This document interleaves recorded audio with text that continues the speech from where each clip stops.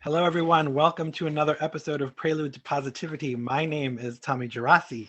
Today, my guest is Jeremy Greene, also known as Jeremy Talks to People. He's a host of Strangers. Strangers. Sorry. Strangers. That's right. Because you wouldn't just talk to people, you got to talk to strangers to make it Oh, even more interesting. He's the host of a social ninja podcast. He's a mental health advocate. And I met him on a little app called Tether at first. Welcome, Jeremy. How are thank you, you? thank you. Going fantastic. It's the social ninjas. There's two of us. Yeah. So tell us a little bit about Jeremy Greene and how you started out talking to strangers and how you became a ninja and then a mental health advocate and all those things that you do. And a mindset coach, and I used to interview celebrities on the red carpet. Um, my story is very pain into purpose type of situation. I had a debilitating, severe social anxiety, um, very depression, self-love challenges, the whole shebang. I was like super disconnected from myself and other people. I used to have trouble talking to anyone because I just assumed everyone didn't like me. And then I just went on a very zigzag journey of finding a way to love myself, and because I deep down loved people. I think people are amazing, community is amazing, but I had a lot of like story and trauma that prevented me from connecting with people and myself, as I said. So I've done, literally one of the biggest reasons I interviewed celebrities on the red carpet was the social challenge. I just wanted to see if I can do it, right? And I traveled around solo Europe and Asia, and I did a 10 days silent meditation retreat, and I went to a bunch of transformational weekends in the forest, and I did a lot of facilitation trainings and courses and self-improvement, and I did everything. And then I started Jeremy Talks to Strangers as like kind of a pushing me accountability piece where my mentor is like, you need to make this Instagram and you need to make a video. Literally, he's like, you got to make a video with a stranger a day and upload it every single day. Oh, wow. And I got so much anxiety because he's like, yeah, you have to do it if you want to do this gig, interviewing celebrities. So every day to no avail, even if I was in like the worst of moods, I'm like, oh, I got to do it, accountability. And then I would do it, and I would literally say, hey, I'm doing a challenge of making a video with a stranger a day. Do you want to be part of it? And most like people are really nice if you just put yourself out there. So I did that, and I just saw like, oh wow, I'm the type of person that likes to challenge my judgments, and I would judge people to be unfriendly before I met them. And it's just because like my brain is trying to keep me safe. And I was like, oh wow, if I judge people and I don't and I just assume these things, I wonder what other people do. So then that's when I want like a journey to like bring to inspire people to connect more.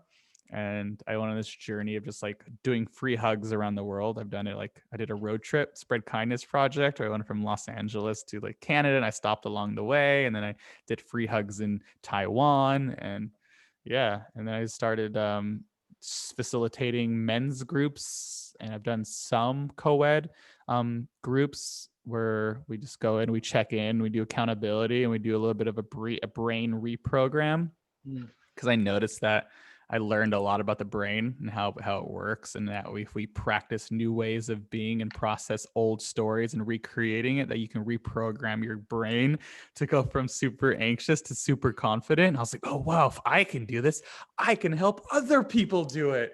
And then I literally started just for fun taking people out and supporting people and just talking to people in the real world. As I say, like I took this guy out who had super social anxiety, and I was like, give me 10 hellos. I started slow. Give me 10 compliments, like a physical therapist, not like a gym trainer, but like for brain. Anyways, you can ask that question. So were you shy as a kid then growing up? Is that it was always, or did it just start at a certain point you just got shy? um I was kind of like the class clown, had too much energy. Mm. And then my oldest brother's living with autism. He would take out his frustrations of the world onto me, Mm. and then I got like super self-conscious and like did not believe in myself. Like I was in middle school, I was a wreck. Like could not go to anyone. I was super my self-esteem was really low, and then um a friend of mine and I got in like an argument for something, and he ended up like bullying me really badly and getting like, he's talking about Clubhouse. He got moderators of people on his side almost to bully me and make my life miserable, and ended up having to hang out with the grade level underneath me just because I was so disconnected from my grade level. It was hard. Well, I think you and I have that in common because I was shy when I was growing up, and then I too interviewed celebrities on red carpet as kind of a dare to myself. I just started. I knew a friend who did it, and I was tweeting for him instead of dealing with people. I was doing the tweeting part, and then he asked me if I would do the red carpet, and I thought, no way. But then I thought, yeah, just say yes, and then figure it out later. I said yes, and then I went home, and I was like, how the hell am I going to do this? I don't know. I'm so shy. I'm just having a heart attack thinking about it, and so I just the first time do it, buckle down and do it, and then once you get the first time over with, it should be easier going forward, and it really wasn't at first. So the first like 5 times I think I had to go through, and then it got to the point where I was like, okay, I can do this is fine. I can turn it off and I can turn it back on. I can just, and then I tried to figure out how do I keep it on, because you don't want to turn it on and then turn it off and go back to being shy again, right? So you might as well use it to your advantage. So that's what I Fascinating. make my personality better. That's for me it's what I practice. If like, for example, if I don't do it for a long time, if I don't talk to people, and I stop doing, I call them social reps, like Yep. I always do social reps. And I would just, yeah, if I'm not talking to people, then I'm not growing. Yep. I felt like that was the problem with the pandemic, that I was afraid it was going to go back to the old ways because we really had limited contact with people. So I was just like, when we get out of this, I got to just go back full force and push myself to travel and do the things again. So tell us a little bit about the Social Confidence Academy. And I wanted to know, do you think that confidence is like a huge door opener for many people's issues? Does it usually go back to confidence when we have other issues going on in our lives? In my experience, like as a coach, I've noticed that people like 40% of what we do is just automatic. Mhm. And a lot of what the decisions we make and the things we don't think we can do in our lives has to do with old, worn out um, belief systems about ourselves and the world and what we're capable of. Like, for example, to bring it into for me personally, when I was younger and I told myself, the story I was telling myself is no one likes me.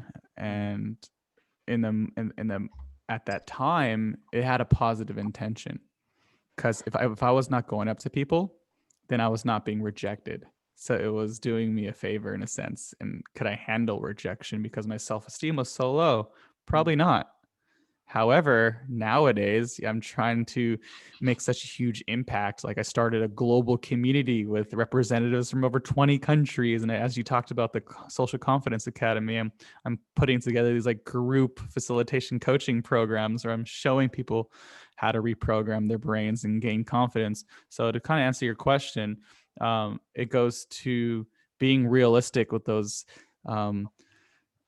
subconscious belief systems that they have, and instead of trying to mask that with external stimulus, going internal first and saying, okay, what are my belief systems? What do I think I can accomplish? What's my big dream? What's getting in the way of the big dream? And almost every time it's themselves and those old worn out stories, as I said, that they're not true anymore and they're not helping that person anymore. So for me, when I'm like, all right, no one likes me, is that serving me and like inspiring the world and bringing humanity closer together? No. So I have to do a little bit of a reprogram. So I literally, when I do my Social Confidence Academy, I bring up, I'm like, all right, if anything was possible and you can be whoever you've always wanted to be, what would that look like? And most people don't even do that. And then from there, we set up a guidelines and accountability structure. So they have to practice saying and embodying that ideal version of themselves. And most people don't do it because growth is very painful, and people don't want to go through that like short-term pain to get to that transformational growth that'll be, last a lot longer. Like that, the small amount of pain to get to that growth is so worth many, many years of satisfaction and confidence. And for me, 20 years after I was bullied, I was in a garage with a bunch of like men for, it was like a men's group, helping people reprogram their brains. And 20 years after being bullied, I finally ran towards the roar, as we always say, and I felt the anger that I had towards all the people who bullied me. I'd always hide and repress it, and finally I felt the anger. It was so scary, and went towards the trauma. And not like, I learned now that we label different emotions as bad or good, when every single emotion can be good if used correctly, if channeled correctly. So like I went towards the anger in this this garage, and I was yelling and screaming, and the guy was like, any more? And like society teaches us differently, like if you show emotion you're weak, right? Which is not true. And I just really felt the anger, and then it was like a champagne bottle.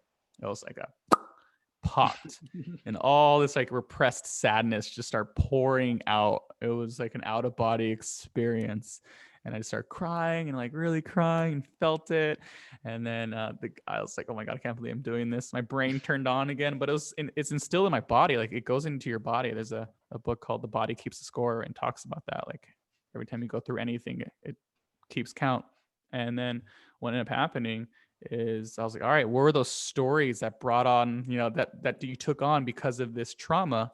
And I just said them out loud, like, I'm not good enough, I'm not successful, no one likes me, I bring no value in the world, all these like, scary, messages that were no longer serving me. And then the guy was like, what are the new stories you want to bring on? Like you want to take on? Like, what is that affirmation? Like, let's practice the new stories now, because there's a space there, because you processed it. So I was like, I bring value everywhere I go. And I got all nervous to say it. I am whole just the way I am. Because I always think to myself, I need to do something to feel whole or successful. And I just took on these new stories, and I practiced them.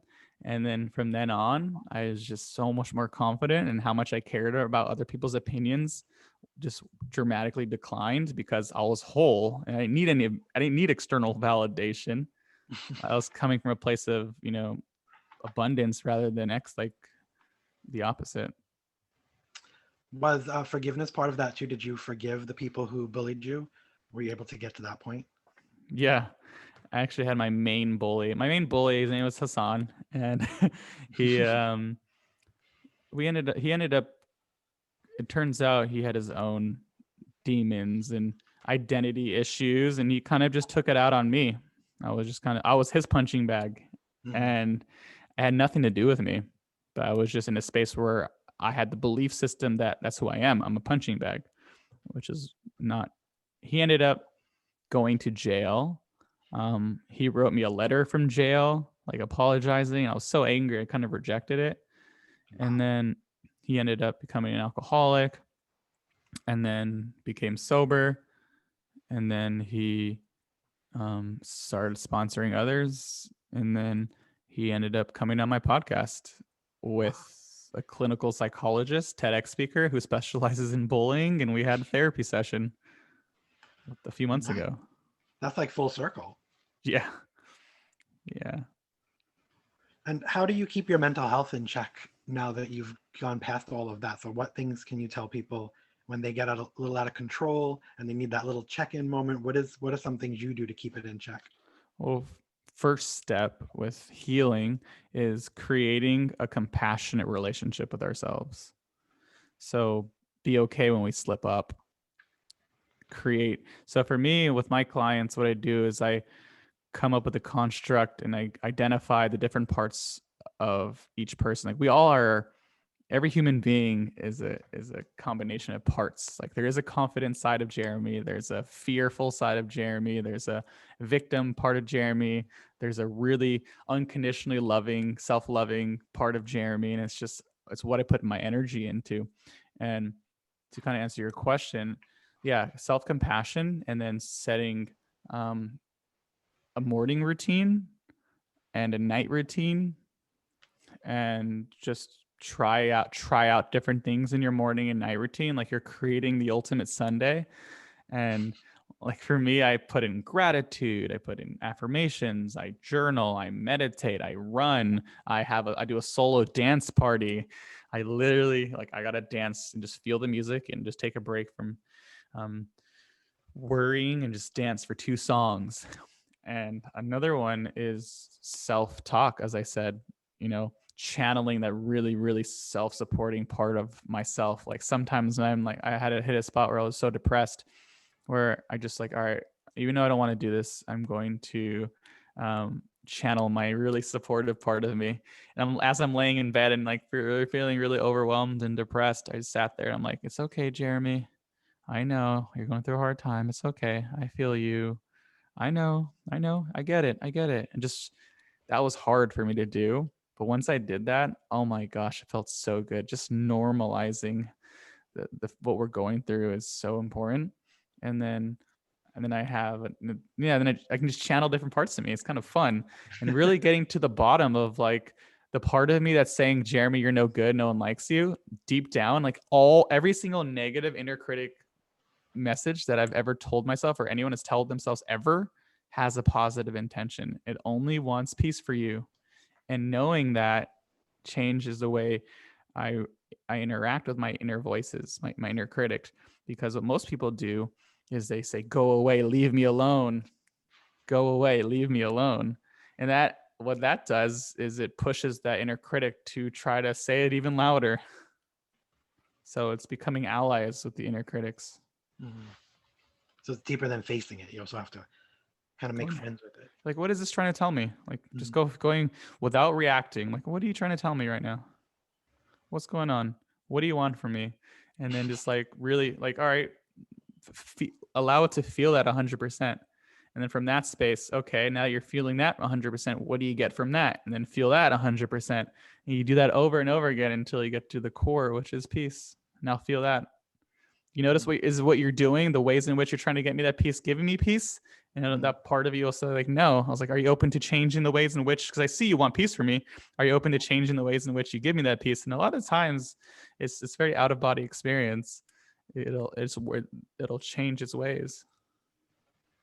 And then there's some people that listen to things and then they say, well, that's easy for you to say, but their confidence is so low, they're not sure they could ever do it. So what would you say to that person that's listening now and thinking, that sounds good to me, but it'll never work for me, or it's easy for you to say, but it's hard for me to do? What's the first step they should take? It is hard to do. It is hard to do. And it's okay. Right. And take it one day at a time, one moment at a time. Forgive yourself over and over again. I always say the most badass human beings are the ones that forgive themselves the most, right? So I slip up. I sometimes, will not do my morning routine. And instead of being hard on myself, I'm like, it's okay. What can we do now? It's okay. What can we do now? And easy for you to say, not trigger warning. I was in a space of just couldn't stop crying. I don't want to be in this world anymore. And I couldn't go up to anyone. I had like panic attacks. And if I can do it, I think other people can do it. I'm not saying I'm not saying other people don't have it worse off, but I know for a fact, and just from my clients' experiences, that anyone can make progress. And it's easier to not be happy. Like our brains are wired. They're literally like, our brain is literally wired to not be satisfied and be negative, because we have certain biases. I've done a lot of research on this, right? So if our brains are programmed to see 20 negative things per one positive thing, and just having that awareness piece, that's why gratitude is so important. So as far as gratitude, people are always like, oh, I'm so grateful for my friends and family. That's a good start. But to make gratitude more powerful, give me specific to that day. So it's always changing and it's always evolving. Like, I'm grateful for this conversation with Tommy. He's a great guy. We have great conversations on Clubhouse. I love his energy. I'm so grateful and breathing into that. Because gratitude is one of the most pivotal things. And people like it's why it's so talked about. It's not cheesy. It's one of the most pivotal things in our existence, because to kind of go head to head with our wiring of, like, say I'm a caveman and I get out of my cave, and to my left there's just a saber-tooth tiger about to kill me, and then to the right there's there's sunshine and rainbows and all my dreams coming true. If I'm always concentrating, by default on all my dreams coming true and everything, then the saber-tooth tiger gets me, and we just haven't evolved. So it's a survival thing. Mm-hmm. Yeah, like I'm breathing right now because of my resistor, and just historically, if I am very happy and confident in myself, I'm taking more chances and quote unquote risks and putting myself out there more. So I'm not as safe. Mm-hmm. And So speaking of Clubhouse, how are you using social media to achieve the goals that you set with clients and even for yourself? Great question. I would say I'm co-hosting mental health rooms, as you've seen. I'm co-hosting like mindset micro coaching rooms. I have a global community called Join Team Human, and we do weekly socials where we do like dancing around the world events, and we do poetry events, and we have deep connection Zoom events, uh, and then at the other, like yesterday, I did some group coaching with one of the global communities. I think we had representatives from 8+ countries, and I just went around and I was just of service, and yeah, and also yeah. And where can we find you online? You can find me at Jeremy Talks to Strangers on Instagram, and then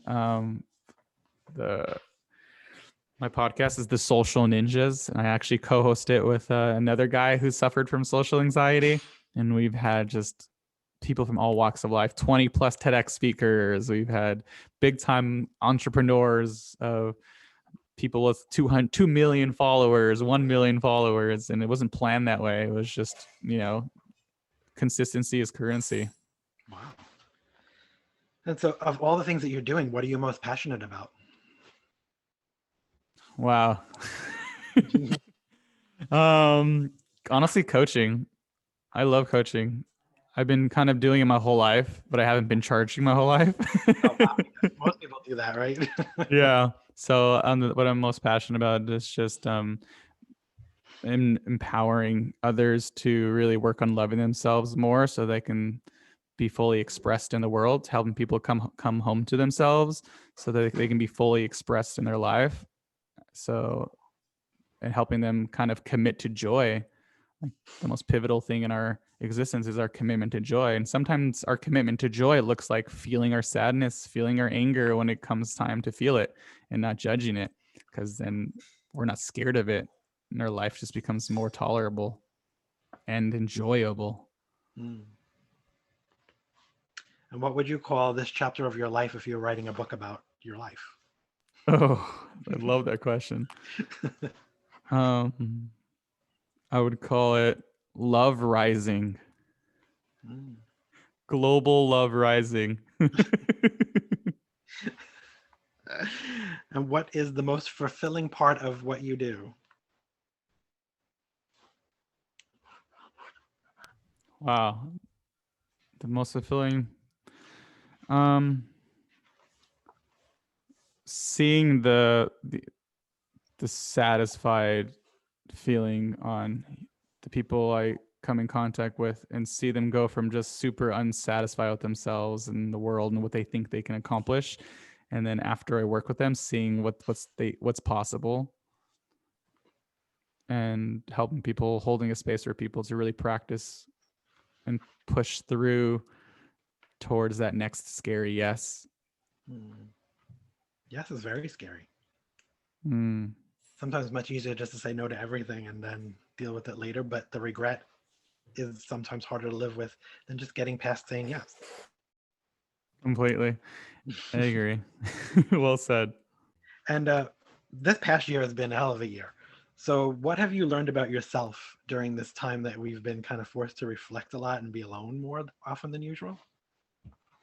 Um, hmm, that's a great question.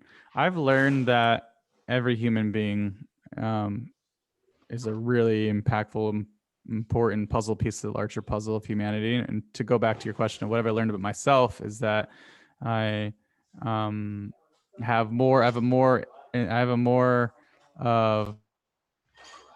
I'm capable of helping people more than I give myself credit for. Mm. And then what do you hope that we've all learned as a collective during this time, especially, and that we can keep with us going forward and we don't necessarily forget about once the world opens again? I hope that we learn to put our egos aside and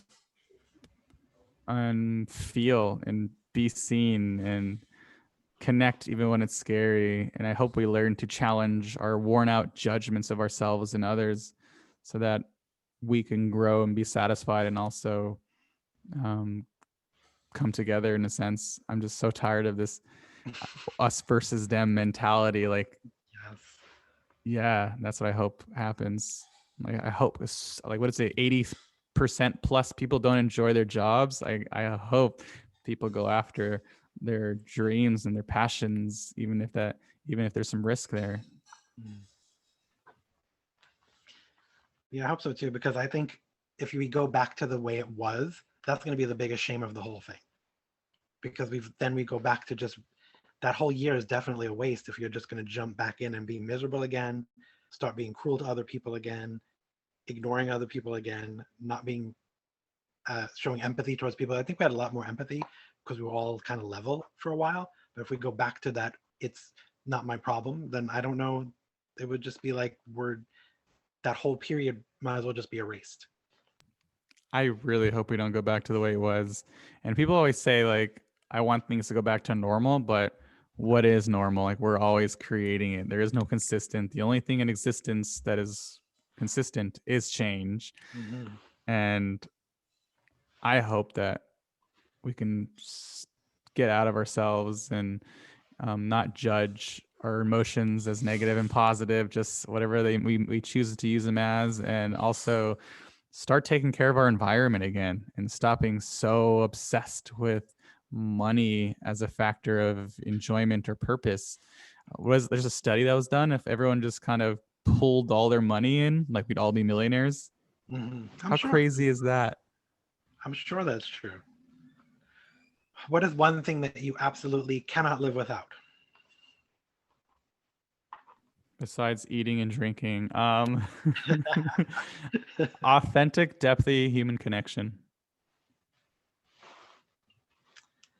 And what is one thing that you wish we could all live without?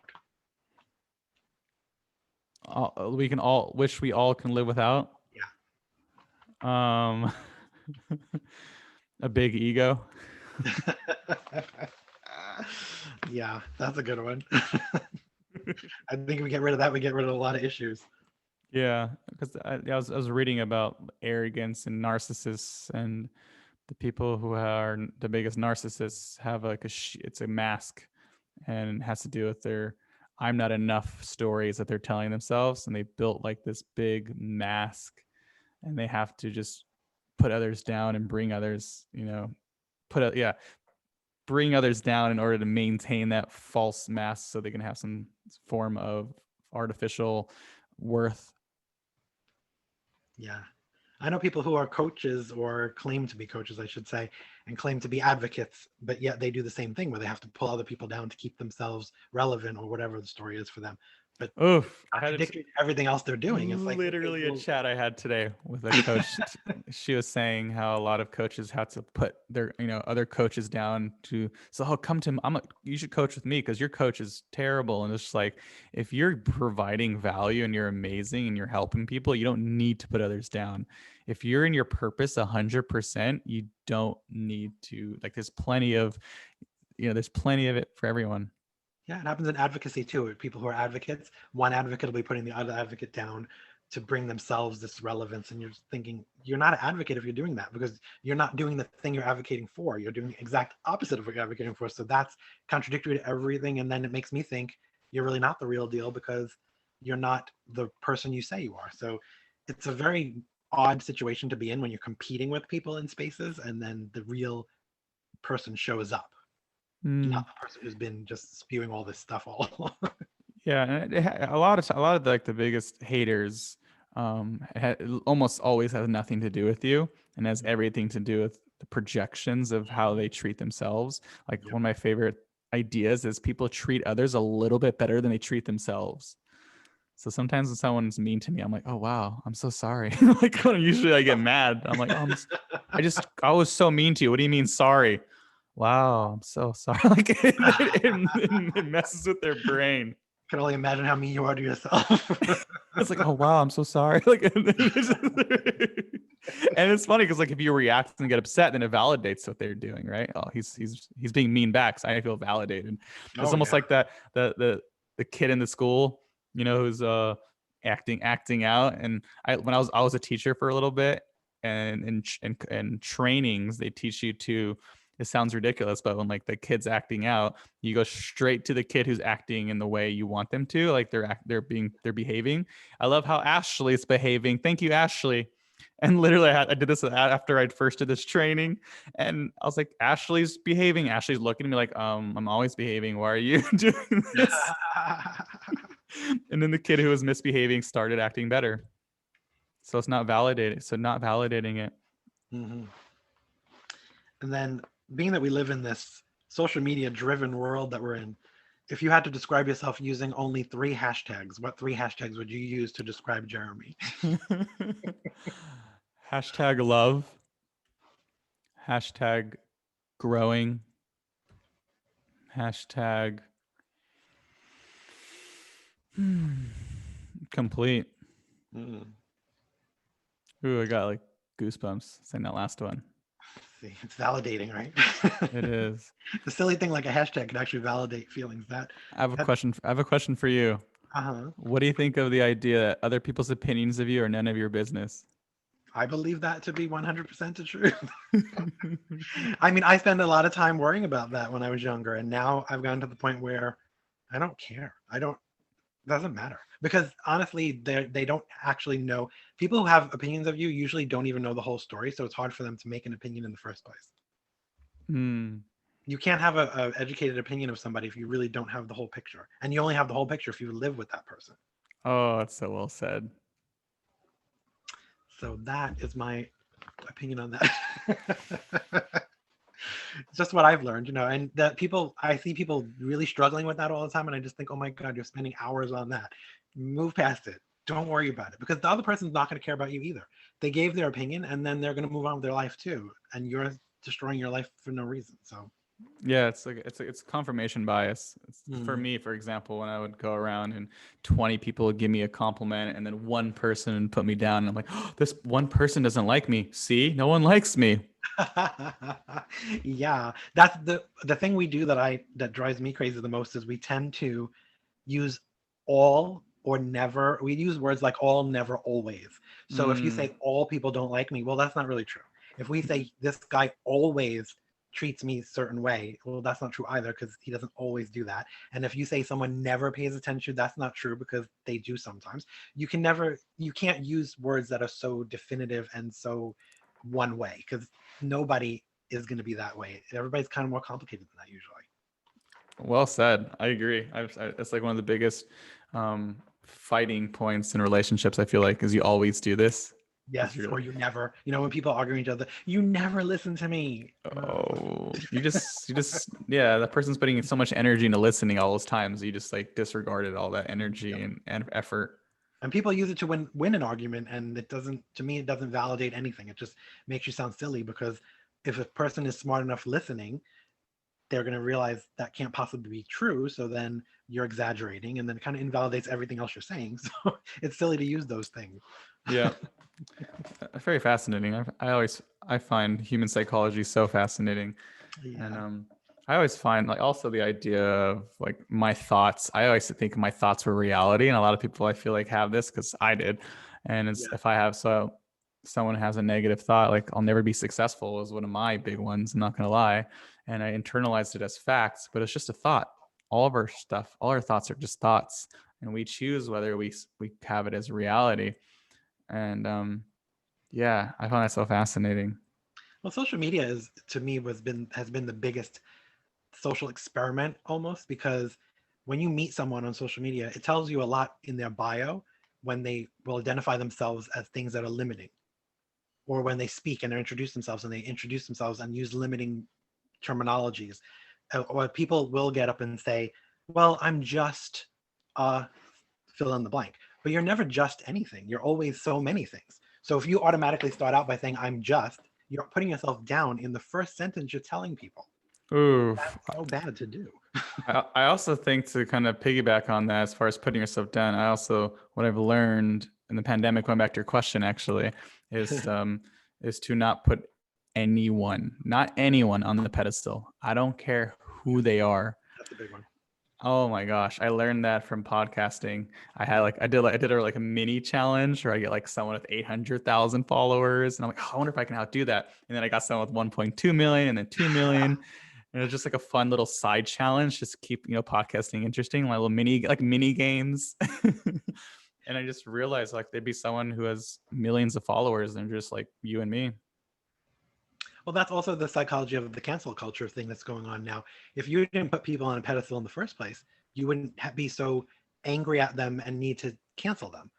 No one should need to be canceled. Stop putting them on pedestals. They're just human beings: actor, actress, singer, musician, advocates, even No one wins. No one politicians. wins with Yeah, they don't pedestals need to be on pedestals. because if they're on a pedestal, they're above you, so you're putting yourself down. First of all, second of all, is setting those expectations of a human being and putting them on like a godlike expectations is so stressful for them. It's not fair to them, and in my opinion, there needs to be a space for error. Like they're so quick to the cancel culture is so quick to cancel people, and I don't know who was it. Some football player said something. It was like he says something in the race sector, and I think like you talk about like always people say this person's racist. I don't like that because it doesn't allow a space for someone to reprogram their belief system. Like, so in separating their beliefs from who they are is really important. And I think for things to change in our society, there needs to be a space to be like, hey, I feel very uncomfortable and I have shame about this, but I have a racist thought, and just allowing them to kind of put it out there so they can reprogram it. And I think that people are so scared of being, seen as racist that they never admit those racist thoughts that they have on an everyday basis. That's just a random download I had. And I think like racist thoughts is kind of like very similar to judgments. Like I have a certain belief system about myself. Like I'm never going to be successful. It's just a thought. It's not true. I have it, but it's just, you know what I'm saying? Yeah, no, I get it. Because also, if you're too afraid to voice it, you'll never fix it. Exactly. There needs to be space where we can just like vomit out all those unhelpful judgments so that we can reprogram. Like I had it. I wasn't necessarily racist, but like I had a situation where I love challenging my negative judgments. It's just like a thing I do. And sometimes it's so much harder to do than just go with it. I was in Western Australia, and I was on a bike ride, and it's like big buff guys, and I think they're from some island next to Western Australia, and I judged them to not be friendly because of how they looked. And I was like, they had tattoos and everything. And I was like, no, I am going to challenge this judgment. I was determined. So it was scary. They're all drinking and everything. And I turned my bicycle around, and like it was like 15 of them. I'm like, hey guys, how's it going? Like super nice. I was like, oh, they're amazing. I'm going to challenge this judgment. And they ended up being so friendly, and they offered me the beer, and they're like, you're our brother. And we just drank and had a good time. And I'm so glad I challenged that judgment. That's cool. Yeah, I think it's important to be able to challenge yourself more than anything else, because that's the only way you are going to learn. And if you don't have that room to challenge yourself in safe, like you said, in safe environments, then you become stagnant, and then you'll just believe that forever, and it'll never change. Exactly. I love that. Well said. And well, it's about you. So if there's people out there that are listening to what you're saying and they got it and they want to know more about it, or if there's people out there that are listening, but they just aren't getting it, what do you have to say to each of those people as we leave them today? What do you want to say to first the people who got it? Wow. I guess it depends on what are you talking about, in what sense? What are they getting? When it comes to the confidence and then when it comes to Oh, taking that, chances and all saying right. yes. So the got it part is people always say, this is who I am. So my biggest support on that is you're never stagnant, as you talked about. This is who I am. It's who you're practicing.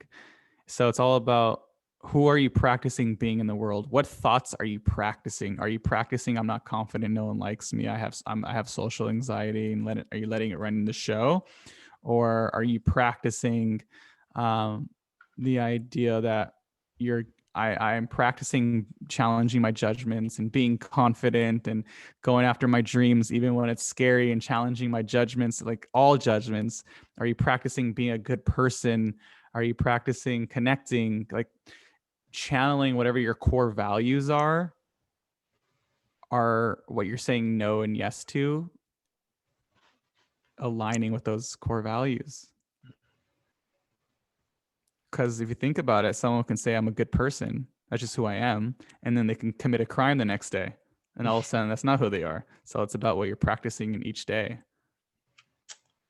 And then what about the people that aren't quite getting it yet, or they're not ready to get it yet? What would you say to them? I guess it go back into, like, your negative thoughts don't define you. They really don't. Nothing is permanent. You can transform your life. It may be painful in the beginning, but it's more than possible. Yes, definitely. And just remind everybody where to find you again online. Jeremy Talks to Strangers on Instagram.